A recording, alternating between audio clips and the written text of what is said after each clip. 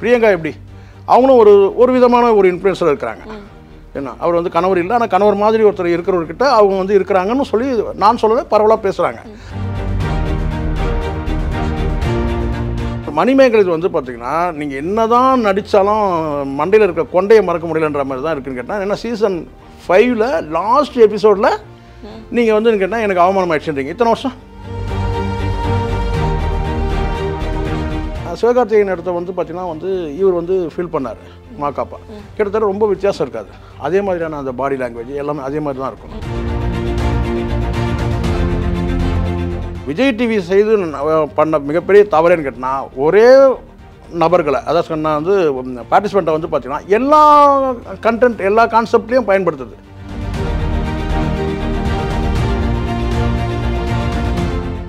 One India Filmibeat Tamil நேயர்களுக்கு வணக்கம். இன்னைக்கு நம்மளுடைய சினிமா ஸ்பெஷல் இன்டர்வியூவில் ஜேர்னலிஸ்ட் ஷேக்வேரா ஜெய்சங்கர் இணைஞ்சிருக்காரு. பேசலாம் வாங்க. வணக்கம் சார். வணக்கம். சார், இப்போ சோஷியல் மீடியா ஃபுல்லாக அதிகம் ரொம்பவே ட்ரெண்ட் ஆகிட்டு இருக்க ஒரு விஷயம் அப்படின்னா குக் வித் கோமாளியில் மணிமேகலை வர்சஸ் பிரியங்கா அப்படிங்கிற ஒரு பிரச்சனை தான் போயிட்டுருக்கு. மணிமேகலை அந்த ஷோலேருந்து வெளியில் வந்துட்டாங்க. அது காரணம் வந்து அவங்க பேர் சொல்லலை அப்படின்னாலுமே அது பிரியங்காவை தான் அவங்க குறிப்பிடுறாங்க அப்படிங்கிறது எல்லாருக்குமே தெரியுது. இந்த விஷயத்தில் என்ன நடந்தது, எது யார் பக்கம் தவறு இருக்குன்னு நினைக்கிறீங்க சார்? நீங்கள் ஒரு 30 வருஷத்துக்கு முன்னாடி இந்த டிவிக்களை பற்றி பேசுகிறோம். இந்த தூர்தர்ஷன் அடுத்து பூமாலை தான் சன் டிவியாக மாறுது. அதுக்கு பிறகு வந்து 2வது டிவி ராஜ் டிவி இருக்குது, 3வது வந்து விஜய் டிவி. அப்போ இருக்க விஜய் டிவியோட மேனேஜ்மெண்ட்டு இப்போ இல்லை, அது வேறு. ஆனால் அதே மேனேஜ்மெண்ட் வந்து ரெண்டுமே இருக்குது. ராஜ் டிவியும் அதே மேனேஜ்மெண்ட்டு தான் அவங்களுடைய வாரிசுகள் பண்ணுறாங்க. சன் டிவியும் அதே மேனேஜ்மெண்ட்டில் தான் இருக்குது. ஆனால் விஜய் டிவி மட்டும் மேனேஜ்மெண்ட் மாறிட்டே இருக்குது. ஸோ அது ஒரு கார்ப்பரேட் கையில் போகுது. இப்போது ப்ரோக்ராமில் வந்து நிற்கிறதுன்னு வந்து பார்த்திங்கன்னா சன் டிவிக்கும் காம்படிஷன் வந்து விஜய் டிவிக்கு தான் காம்படிஷன் இருக்குது. நான் காம்படிஷனுக்காக சொல்கிறேன். சன்னுக்கும் விஜய் டிவிக்கு தான் காம்படிஷன் இருக்குது. ராஜ் வந்து அந்த காம்படிஷனில் இல்லை. ஆனால் அவங்க வந்து அவங்களுக்கு தெரியும் ட்ரெடிஷ்னலாக அவங்க பழைய பாடல்கள் வந்து இந்த படங்கள் இதெல்லாம் வந்து காப்பிரைட் வச்சு அவங்க வந்து அந்த டிவி ஏதோ ரன் பண்ணுறாங்க. ஆனால் பரபரப்பாக இருக்கிறது வந்து கேட்டால் இந்த 2 டிவிக்கும் காம்படிஷன் இருக்குது ப்ரோக்ராமில். இங்கே வந்து இந்த கான்செப்டை உருவாக்குறாங்க இல்லையா. நான் சொல்கிறது வந்து பிக் பாஸாக இருக்கட்டும், அல்லது வந்து இந்த கேபிஒயாக இருக்கட்டும், அது இது மாதிரி வந்து இந்த கான்செப்ட் ரெடி பண்ணுறதுக்கு வந்து ப்ரொடக்ஷன் யூனிட் தான் பண்ணுறாங்க. விஜய் டிவி மேனேஜ்மெண்ட் பண்ணல. விஜய் டிவி மேனேஜ்மெண்ட்டில் இருக்கிற ஒரு ப்ரோக்ராம் ப்ரொடியூசருங்க தான் பண்ணுறாங்க. சரிங்களா? அப்போ அந்த ப்ரோக்ராம் ப்ரொடியூசர் பண்ணும்போது சில கான்செப்ட் வந்து நிற்கிது, சில கான்செப்ட் வந்து பார்த்தீங்கன்னா விழுது. அப்போ அதை விடாமல் தூக்கி நிறுத்தணும். இப்போ நான் நேரடியாக இப்படி சொன்னால் அவங்க சரியாக இருக்கும்னு நினைக்கிறேன். எப்படின்னா, இப்போ உதாரணத்துக்கு வந்து கேபிஒய் இருக்குது, அது நிகழ்ச்சி இருக்குது. அந்த நிகழ்ச்சி நடத்தினவரும் தொகுத்து வழங்கினவரும் உங்களுக்கு தெரியும், சிவகார்த்திகேயன். ஆனால் சிவகார்த்திகேயனோட கான்செப்ட் அதுன்னு கேட்டால் கிடையாது. தொகுத்து கொடுக்கறது ஒருத்தர், அதை வந்து ஆங்கரிங் பண்ணுறது ஒருத்தர். ஸோ ஆங்கரிங் பண்ணுறவங்க வந்து அதை தூக்கி நிறுத்துறது அவங்ககிட்ட தான் இருக்குது. ஏன்னா என்ன தான் ப்ரோக்ராம் இருந்தால் கூட அது ஆங்கர் கையில் தான் இருக்குது தூக்கி நிறுத்துகிற ஒரு விஷயம். அப்படி இருக்கும்போது இப்போ இது வந்து கிட்டத்தட்ட வந்து ஒரு காம்போ வந்து எல்லாம் சேர்ந்து ஒரு கூட்டு முயற்சி. அப்படி இருக்கும்போது சிவகார்த்திகேயன் இடத்த வந்து பார்த்திங்கன்னா வந்து இவர் வந்து ஃபீல் பண்ணார் மாக்காப்பா. கிட்டத்தட்ட ரொம்ப வித்தியாசம் இருக்காது. அதே மாதிரியான அந்த பாடி லாங்குவேஜ் எல்லாமே அதே மாதிரி தான் இருக்கும். சரிங்களா? அப்படி இருக்கும்போது அதில் வந்து நீண்ட வருடமாக இருக்கிறது வந்து மாக்காப்பா. அதை தாண்டி அடுத்தடுத்த நிகழ்ச்சி தான் கேபிஒயில் நீண்ட காலமாக இருக்கிறது யாருன்னா பிரியங்கா. அது 2 ப்ரோக்ராம்லேயும் பார்ட்டிசிபெண்ட் இருக்காங்க இல்லையா. நான் சொல்கிறது நடிகர்கள், ஆக்டர்ஸ் அண்ட் ஆக்ட்ரஸ். இவங்க எல்லாமே வந்து பார்த்தோன்னா ஏற்கனவே இருந்தவங்களே இருந்துட்டு வராங்க. அந்த விஜய் டிவிலே எல்லா ப்ரோக்ராமும் அப்படி தான் இருந்துட்டு வராங்க. அதை தாண்டி வந்து பார்த்திங்கன்னா பிக் பாஸ்லேயும் வந்து கிட்டத்தட்ட அந்த பார்ட்டிசிபெண்ட்லாம் ஒருத்தர் 2 பேர் அதில் வருவாங்க, பார்த்தோம். இப்போது அடுத்தது வந்து கேட்டால் குக் வித் கோமாளிலாம் பார்த்தீங்கன்னா பார்த்த முகங்களே திரும்ப பார்க்குறது ஒரு சலிப்பு ஆயிடுச்சு ஆடியன்ஸுக்கு. அப்போது ஆடியன்ஸ் மத்தியில் வந்து பார்த்தீங்கன்னா அந்த குக் வித் கோமாளின்ற அந்த நிகழ்ச்சி வந்து கிட்டத்தட்ட வந்து சீசன் 1, 2 நல்லா போச்சு ஓரளவுக்கு. 2வது வந்து பார்த்தீங்கன்னா வந்து ஓரளவுக்கு சுமாராக போயிடுச்சு. 3வது 4வது வந்து சீசன் 3, 4 போகலை. அப்போ இவங்களுக்கு என்ன கேட்டால் அது வந்து அந்த சீசன் 1, 2 அதில் இருக்கிற எபிசோடு எல்லாம் விழுந்தாலும் அதோட சேர்ந்து விழுறதுன்னு கேட்டால் அந்த குக் வித் கோமாளின்ற அந்த கான்செப்ட் சேர்ந்து விழுது. நான் சொல்ல புரியுங்களா உங்களுக்கு? அப்போ அது விடாமல் தூக்கி நிறுத்தணும். இன்றைக்கி ஒரு சீசன் நல்லா போகலாம், இல்லை அடுத்த சீசனில் வேறு ஆக்டர்ஸை கொண்டு வந்துட்டு தூக்கி நிறுத்த முடியும். அப்போது அந்த சீசன் 1, 2 தூக்கி நிறுத்தினா கூட பார்த்தீங்கன்னா தொடர்ச்சியாக 3, 4, 5 விழும்போது வந்து பார்த்தீங்கன்னா அப்போ அந்த டோட்டலாக அந்த குக் வித் கோமாளின்ற அந்த கான்செப்டே கீழே விழுந்துருமா அப்படின்னு ஒரு அச்சம் வருது. அப்போ அது தூக்கி நிறுத்தணும். அப்போ என்ன பண்ணலாம்? அப்போ என்ன கேட்டால் வந்து என்னெல்லாம் புதுமைப்படுத்தலான்னு போது பார்த்தீங்கன்னா அவங்களுடைய சிந்தனைகள் வந்து பார்த்தீங்கன்னா வேறு பக்கம் போயிடுது. வேறு பக்கம் கேட்டால் டபுள் மீனிங்கில் பேசுறது, இப்படி வந்து போகும்போது அங்கே இது போன்ற குக் வித் கோமாளி போன்ற நிகழ்ச்சி, அது நகைச்சுவை நிகழ்ச்சியை கடந்து குக் வித் கோமாளி நிகழ்ச்சி வந்து கேட்டால் எல்லா தரப்புனும் பார்ப்பாங்க. இப்போ உதாரணத்துக்கு ஒரு குடும்பத்தில் வந்து கேபிஐ வந்துன்னா எல்லாரும் பார்ப்பாங்கன்னு சொல்ல முடியாது, நகைச்சுவை விரும்புகிறவங்க பார்ப்பாங்க, சரிங்களா? ஆனால் குக் வித் கோமாளின் போது பார்த்தீங்கன்னா ஒரு சமையல் நிகழ்ச்சி, அதை தாண்டி வந்து பார்த்தீங்கன்னா அதில் இருக்கிற பார்ட்டிசிபேட் பண்ணக்கூடிய பேச்சுக்கள் எல்லாத்தையும் ரசிக்கிறவங்க ஒரு குடும்பமாக கூட உட்காந்து பார்க்கக்கூடிய ஒரு நிகழ்ச்சி தான். அதில் கொண்டு வந்து டபுள் மீனிங் கொண்டு வந்து திருச்சாங்க. அப்போ அந்த குறிப்பிட்ட அந்த எபிசோடு விழுதுன்னா அது விழுறதுக்கான காரணம் என்ன, எதனால் விழுதுன்றதை நீங்கள் யோசிக்கணும். காரணம்னு கேட்டால் வந்த பார்ட்டிசிபெண்ட்டே வராங்க, ஏற்கனவே இருக்கக்கூடிய அந்த ஜட்ஜஸ் இருக்கிறவங்களே தாமுவே இருக்கிறார், தாமுக்கெல்லாம் வந்து நான் விட்டால் போதுன்ற நிலைமை இருக்கார், சோர்வாக இருக்கிறார். நீங்கள் ஆரம்பத்தில் இருந்த தாமு இப்போ எப்படி இருக்கார் பாருங்கள், ஒரு சோர்வான இதில் போதும் அப்படிங்கிற மாதிரி இருக்கிறாங்க. ஸோ இந்த ஒரு ப்ரோக்ராம் மட்டுமே இல்லாமல் நீயான நிகழ்ச்சியாக இருக்கட்டும், அடுத்து இருக்கிற மற்ற நிகழ்ச்சிகள் எல்லாமே வந்து விஜய் டிவியில் இருக்கட்டும்னா வந்து இருக்கிற, அதாவது அரைச்சமாகவே அரைக்கிறதுனால எல்லாருமே கொஞ்சம் டயர்டாக இருக்கிறாங்க. இப்போ ரிட்டையர்மெண்ட் கேட்குற ஸ்டேஜில் இருக்கான். இப்போ நீயான கோபிலாம் ரிட்டையர்மெண்ட் கொடுத்தா போதும் அப்படின்ற ஸ்டேஜில் இருக்கிற, ஏன்னா அவர் எல்லா தலைப்பிலும் பண்ணிட்டார். இனி அவர் பண்ணக்கூடிய தலைப்பு என்னவாக இருக்கும், நீயான நிகழ்ச்சியை வந்து நான் நடத்தலாமா அல்லது வேறு யாருன்னா நடத்தலாமா, அதுதான் தலைப்பாக வைக்கணும். ஏன்னா எல்லா தலைப்பும் வச்சுட்டார், இனி தலைப்பே கிடையாது. அப்போ அந்த மாதிரி ஒரு நிகழ்ச்சி இது வந்து ஒட்டுமொத்தமாக விஜய் டிவிக்கு வந்து ஒரு பிரேக் டவுன் தான். அப்போ என்ன பண்ணலாம், தூக்கி நிறுத்தணும். அப்போ கான்ட்ரவர்ஷனை கிரியேட் பண்ணணும். இந்த குக் வித் கோமாளியை பொறுத்த வரைக்கும் கான்ட்ரவர்ஷனை கிரியேட் பண்ணணும். அதில் வந்து கமலுக்கு ரிட்டையர்மெண்ட் கொடுக்கணும், விஜய் சேதுபதி கொண்டு வரணும். இப்படி ஒரு நிகழ்ச்சியும் புதுமைப்படுத்தும் போது இப்போ இந்த இடத்துல வந்து அவங்க இன்னொரு விஷயம் யோசிக்கவே இல்லை. ஒரு சிலரை வந்து அவங்களால கழட்டியே விட முடியல. இப்போது மாக்காப்பாவை எடுத்துங்க, சார் என் லைஃபே இங்கே தான், விஜய் டிவியில் தான், நீங்கள் என்ன துரத்துனீங்கன்னா அப்படி சொல்லிட்டு அவர் ஒரு இன்ஃப்ளூயன்ஸில் இருக்கிறார். பிரியங்கா எப்படி, அவங்களும் ஒரு விதமான ஒரு இன்ஃப்ளூயன்ஸில் இருக்கிறாங்க. என்ன, அவர் வந்து கணவர் இல்லை, ஆனால் கணவர் மாதிரி ஒருத்தர் இருக்கிறவர்கிட்ட அவங்க வந்து இருக்கிறாங்கன்னு சொல்லி நான் சொல்லலை, பரவலாக பேசுகிறாங்க. அப்போது இங்கே வந்து பார்த்திங்கன்னா முற்றிலுமாக அவங்க புதுமைப்படுத்தணும். இருக்கிற அத்தனை வந்து பார்ட்டிசிபெண்ட்டும் வெளியே அனுப்பிட்டு புதுசாக ஒருத்தர் பார்ட்டிசிபெண்ட் கொண்டு வரணும், புது ஜட்ஜஸை கொண்டு வரணும். அப்போ இந்த ப்ரோக்ராம் நிற்கும். ஆனால் இதுக்கிடையில் அந்த ப்ரொடக்ஷன் யூனிட்டில் வந்து மிஸ் அண்டர்ஸ்டாண்டிங், ஒரு பாதி பேர் கிளம்பி என்ன கேட்டிங்கன்னா வேறு ஒரு டிவிக்கு போயிடுறாங்க. அங்கே இதே மாதிரியான ஒரு கான்செப்ட் ரெடி பண்ணுறதுக்கு அவங்க போயிடுறாங்க. இப்போ இங்கே வந்து பார்த்திங்கன்னா ஒரு ரெண்டாக வந்து அந்த ப்ரொடக்ஷன் யூனிட் ரெண்டாக உடைஞ்சிது. அப்போ இருக்கிற அந்த ப்ரொடக்ஷன் யூனிட்டுக்கு என்ன பண்ணுறதுன்னு தெரியல. அப்போது அவங்களா சேர்ந்து முடிவு பண்ணது தான் பிரியங்கா விசஸ் மணிமேகலை. ரெண்டு தரப்புலையும் வந்து பேச விடுவோம், ரெண்டு பேரும் திட்ட விடுவோம், ஒரு பரபரப்பாக ஆக்குவோம், சென்சேஷன் ஆக்குவோம். அதன் மூலமாக இந்த பிராண்டை நிற்க வைக்க முடியும். ஆனால் அது ஒரு டெம்பரரி தான்ன்றது அவங்களுக்கு தெரியும். அப்போது இந்த பிராண்டு நிற்க போகிறதில்ல.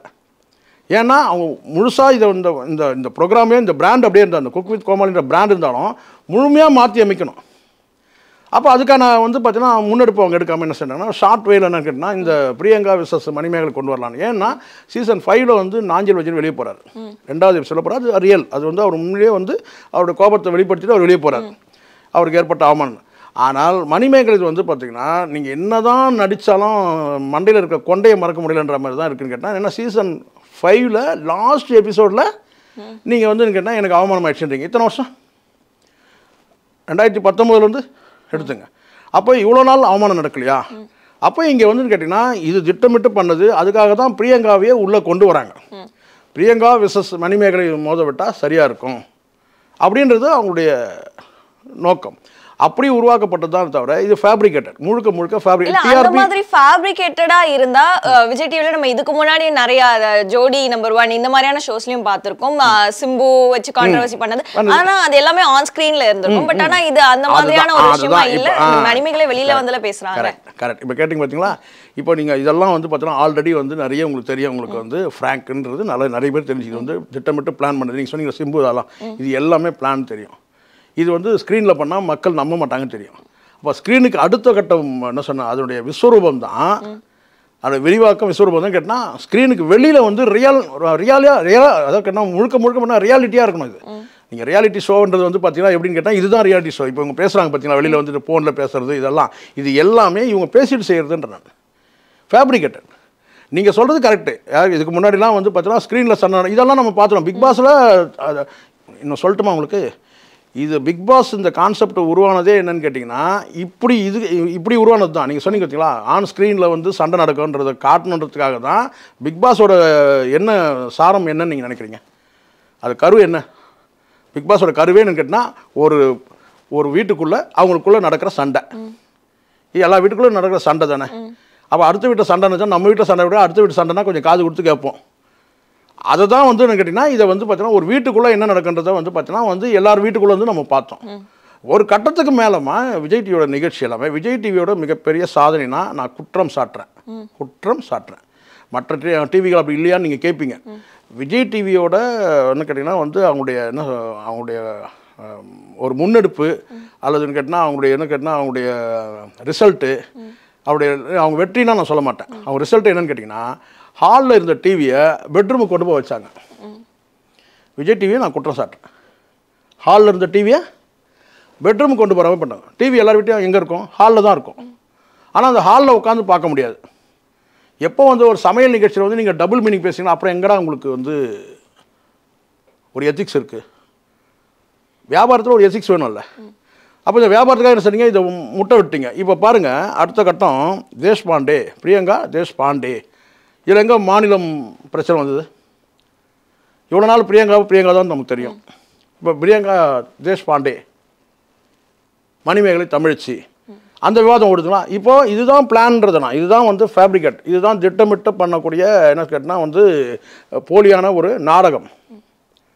நாடகமே இங்கே இப்போ வந்து பார்த்திங்கன்னா வந்து ஸ்டேஜ் நாடகம்னா உங்களுக்கு தெரியும். ரியலாக நம்ம உட்காந்து பார்ப்போம். இது நாடகம் வந்து ரியலாக கூட கிடையாது. இது வந்து பார்த்திங்கன்னா வந்து இவங்க ஷூட் பண்ணி தான் இதுவும் நடக்குது. அவங்க பேசுறதையும் ஒருத்தர் ஷூட் பண்ணுறாங்கல்ல, நம்ம நேராக போய் பார்க்குறோம். நாடகம்னா நம்ம நேராக உட்காந்து பார்ப்போம். இது முழுக்க இது வந்து பார்த்திங்கன்னா ஃபேப்ரிகேட் பண்ணது. இது வந்து டிஆர்பிக்காக இது பண்ணதுன்ற நான் திட்டமிட்டு. இதுக்கு நான் இதை தாண்டி இதை விவாதிக்கிறதுக்கு ஒன்றுமே கிடையாது. இது உண்மை, நான் சொல்கிறது தான் உண்மை. இது வந்து நீங்கள் பாருங்கள், இப்போது இவங்க மணிமேகலை சொல்கிறது அல்லது வந்து இவங்க பிரியங்கா சொல்கிறது, ரெண்டு தரப்புலையுமே நீங்கள் பாருங்கள். ஒரு பிரியங்கா வந்து இதுக்குள்ளே வராங்க, என்னவா வராங்கன்னு நீங்கள் பாருங்கள்.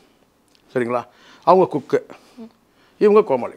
இன்ஃப்ளூயன்ஸ் இருக்குது பிரியங்காவுக்கு. என்ன இன்ஃப்ளூயன்ஸ் இருக்குது சொல்கிறாங்க? அவருடைய கணவரே வந்து கணவர் மாதிரின்றாங்க, கணவர்ன்றாங்க. அது நம்ம ஆராய்ச்சி நமக்கு தேவையில்லை, அது அவங்க தான் சொல்லணும். சரிங்களா? அவங்க வந்து இன்ஃப்ளூயன்ஸ் இருக்காங்க. இன்னொரு பக்கம் மாக்காப்பா இருக்கிறார். மாக்காப்பாவுக்கு குக்கு வித் கோமாளிக்கு என்ன சம்பந்தம்? ஆனால் அவர் உள்ளே வராரு. இதெல்லாம் பிளான் பண்ணி தான் வராங்கன்னு சொல்லுவேன் நான். இப்போ பாருங்கள், இதுக்கு முன்னாடி இந்த குரேஷி, புகழ் இவங்களெல்லாம் பேச வைக்கிறாங்க. இப்போ ஒரு ப்ரோக்ராமில் இப்போ கேபிஒயில் இருக்கிற அத்தனை பார்ட்டிசிபெண்ட்டும் வந்து பார்த்தீங்கன்னா இது குக்கு வித் இது ப்ரோக்ராம் விழுறதுக்கு அடிப்படை காரணம் இதுதான். இது ஒரு கான்செப்டில் ஒரு கண்டென்ட்டில் அவங்க வந்து ஒரு ப்ரோக்ராமில் இருக்கிறாங்கன்னா அந்த ப்ரோக்ராமில் இருக்கிறவங்ககிட்ட அப்படியே நியூ பேட்ச் இருக்கணும். அதுக்கும் தொடர்பே இருக்குது. இவங்க என்ன செய்யணும்? அதில் இருக்கிறவங்களை கொண்டு வந்து அந்த பிரபலமானவர்களை பயன்படுத்தணுன்ற அந்த நோக்கத்தில் இவங்க தான் பிரபலப்படுத்துகிறாங்க. நல்லா புரிஞ்சுங்க, இவங்க தான் பிரபலப்படுத்துகிறாங்க. இவங்க பிரபலப்படுத்திட்டு அதுக்கப்புறம் கேட்டால் அந்த பிரபலமானவர்களை இவங்க இன்னொரு ப்ரோக்ராமில் யூஸ் பண்ணணும்னு நினைக்கிறாங்க. அதுக்கு காரணம் இன்னொன்று இருக்குது. ஒரே ஒரு ப்ரோக்ராம் பண்ணால் அந்த வருவாய் போதாது. அப்போ இவங்க கூடுதல் வருவாய் இன்னொரு டிவிக்கும் போக முடியாது. அப்போ எங்ககிட்ட தான் இருக்கணும். அப்போ என்ன செய்ய முடியும்? அடுத்த கட்டமாக இது போக முடியும். அந்த வகையில் பார்த்தீங்கன்னா நீயான கோபி வந்து பார்த்தீங்கன்னா அதை தவிர்த்துட்டு அவர் வந்து பார்த்தீங்கன்னா அவரையும் இழுத்தாங்க. நீங்கள் பார்த்துருப்பீங்கன்னு நினைக்கிறேன்.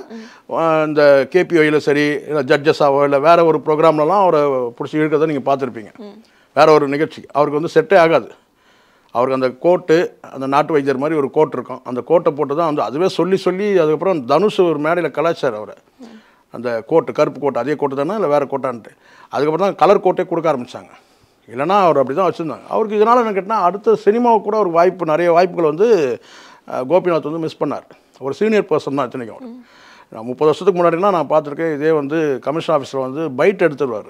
நீங்கள்லாம் இப்போ இருக்கீங்களே, கமிஷன் ஆஃபீஸில் சொல்லிட்டு வேர்வை சட்டை நினைய வந்து பைட் எடுத்தவர் தான். மணிக்கணக்காக காத்திருப்பார். சரிங்களா? எதுக்காக சொல்லணும்னா அப்படிலாம் கஷ்டப்பட்டு வந்தவர் தான். ஆனால் அது வந்து பார்த்தீங்கன்னா அவர் அடுத்த எல்லைக்கு போக முடியல. நீயானன்ற அந்த ஒரு வட்டத்திலே சுருங்கிட்டார், அவ்வளோதான். ஏன்னா அதை தாண்டி போனார்னா அந்த பிராண்டை தூக்கி நிறுத்தது அவர் தான் முடியும். அப்போ வேறு எப்படியாவது வந்து அவர் வருவாய்க்கு வேறு ஏதாவது பண்ணணும்னு கேட்டால் வேறு இன்னொரு ப்ரோக்ராமில் வாங்க.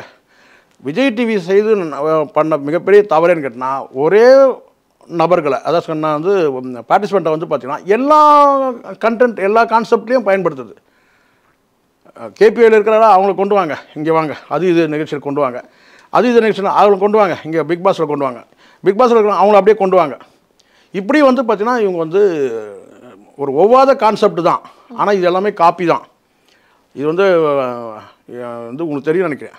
நேஷனல் மீடியாவில் இருக்கலாம், அதை தாண்டி அதை கடந்து வந்து பார்த்தீங்கன்னா வந்து இன்டர்நேஷ்னல் மீடியாக்கள் வந்து கொண்டு வந்து எங்கேயாவது ஒரு மூலையில் எவனாவதுனா அது காப்பி தானே தவிர இவங்க மூலையில் ஊச்சதெல்லாம் கிடையாது.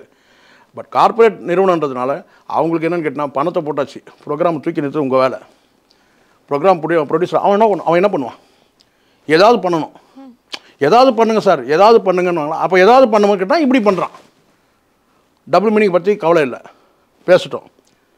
அவன் வந்து ஹாலுக்கு டிவி வந்து ஹாலில் விட்டு பெட்ரூம் தூக்கிட்டு போகிறான்னா, ரைட் போட்டோம், அதை பற்றி போகிறோம். ஆனால் நமக்கு ப்ரோக்ராம் சக்ஸஸ் ஆகணும். கார்ப்பரேட் அப்படி தான் யோசிப்பாங்க. அவங்களுக்கு என்ன எத்திக்ஸ் இருக்க போகுது? இப்படி பண்ணதான் இது முழுக்க இதுதான் உண்மையான நிலைப்பாடு. தவிர இதை தாண்டி நீங்கள் ரியல்னு நீங்கள் நினைக்கவே நினைக்காதீங்க. இந்த மாதிரி ஒரு சண்டையை போட்டு இப்படி கான்ட்ரவர்ஷனை கிரியேட் பண்ணி அது மூலமாக வந்து ஸ்டேட்டு பிரச்சனையை உருவாக்கி இப்படியெல்லாம் பண்ணி அந்த ப்ரோக்ராம் தூக்கி நிறுத்ததோட இவங்களுடைய அந்த ப்ரோக்ராம் ப்ரொடியூசரோட மூளை. அதுக்கு காரணம் கேட்டால் இன்னொரு டீம் வந்து இங்கேருந்து கிளம்பி போய் இன்னொரு சேனலில் வந்து அவங்க இதே ப்ரோக்ராமை பண்ணுறாங்க. இது விழுந்துச்சுன்னா, அது சக்ஸஸ் ஆகிடுச்சுன்னா என்ன ஆகும்? ஸோ இது 2 டிவி நிர்வாகங்களுக்குள்ளே நடக்கிற விஷயம், அதை தாண்டி ப்ரோக்ராம் ப்ரொடியூசர்களுக்குள்ளே நடக்கிற விஷயம். புதுசாக சிந்திக்கலைன்றது தான் என்னுடைய பாயிண்ட். நிகழ்ச்சியில் கலந்துக்கிட்டு உங்களோட கருத்துக்களை பேசுங்க. நன்றி.